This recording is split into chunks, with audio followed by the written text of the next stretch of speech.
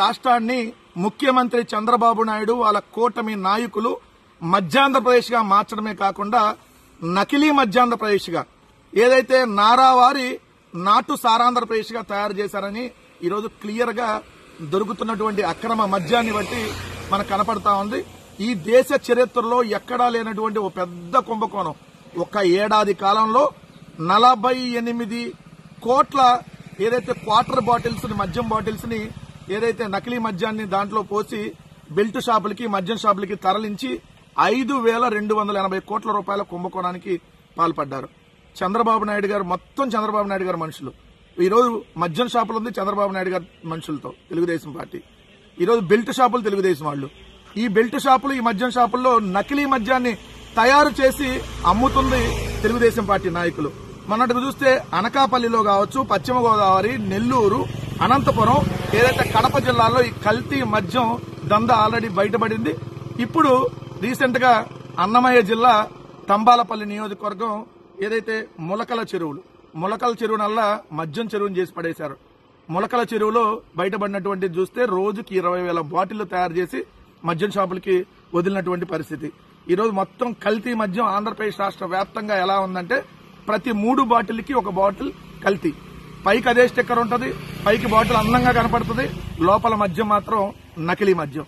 ఈ నకిలీ మద్యంతో చంద్రబాబు నాయుడు గారు ప్రజల ప్రాణాలను తీయటమే కాకుండా తన బినామీలు కలిపి 5,280 కోట్ల రూపాయలు ఈ ఏడాది కాలంలో ఏదైతే కుంభకోణానికి పాల్పడ్డారు. నార్మల్ గా వీళ్ళు విచ్చలవిడిగా మద్యాన్ని ఏరులై పారిస్తుంది ప్రభుత్వం. గుడి పక్కన బడి పక్కన అసలు బడి వైన్స్ పేరు పెట్టి డైరెక్ట్ గా బడి వైన్స్, గుడి వైన్స్, కూటమి వైన్స్ ఇలా వీళ్ళు పేర్లు పెట్టి ఇష్టం వచ్చినట్టుగా ఏదైతే వైన్ షాపులు, ఏదైతే బెల్ట్ షాపులు అయితే ఒక నియోజకవర్గంలో 500 బెల్ట్ షాపులు ఉన్నాయని చెప్పి సాక్షాత్ వాళ్ళు ఈనాడు దినపత్రికే రాసినటువంటి పరిస్థితి. ఒక్క నియోజకవర్గంలో 500 బెల్ట్ షాపులు. సో ఇంక ఈ రాష్ట్ర వ్యాప్తంగా 175 నియోజకవర్గాల్లో ఎన్ని లక్షకు పైగా బెల్ట్ షాపులు ఉంటాయి. ఈజీగా లక్షకు పైగా బెల్ట్ షాపులతో విచ్చలవిడిగా ఇల్లు నకిలీ మద్యాన్ని ఏరులై పారించారు. ఏదైతే ప్రభుత్వానికి ఆదాయం రాకపోగా కాగ్ లెక్కల ప్రకారం 2024-25 ఆర్థిక సంవత్సరం మొదటి 5 నెలల్లో 6,700 కోట్లు వచ్చింది. ఇప్పుడు 6,900 కోట్లు ఏదైతే 2025-26లో.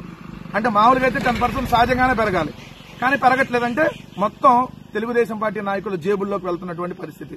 అందుకనే చంద్రబాబు నాయుడు గారు ఒక పథకం ప్రకారం ప్రభుత్వ మద్యం షాపుల్ని మొత్తాన్ని రద్దు చేసి ప్రైవేటు వ్యక్తుల చేతికి ఇవ్వడానికి ఇదే కారణం. ఎందుకంటే ఈరోజు ప్రైవేటు వ్యక్తులు అంటే ఎవరు? కంప్లీట్ గా మద్యం షాపులన్నీ తెలుగుదేశం వాళ్ళు.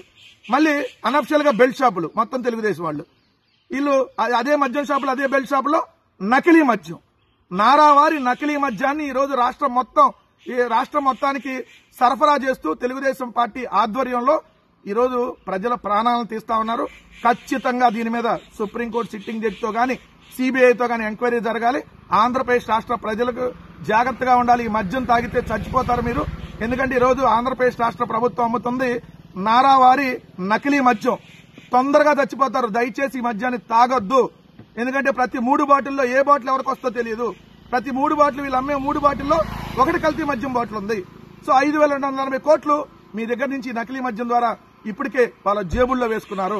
మీ ప్రాణాలను కూడా తీస్తా ఉన్నారు. ఆంధ్రప్రదేశ్ రాష్ట్ర ప్రజలారా దయచేసి మద్యం ఆరోగ్యానికి హానికరం. చంద్రబాబు నాయుడు గారు అమ్ముతున్నటువంటి నాటు సారా ఇంకా హానికరం. దయచేసి ఆలోచించండి.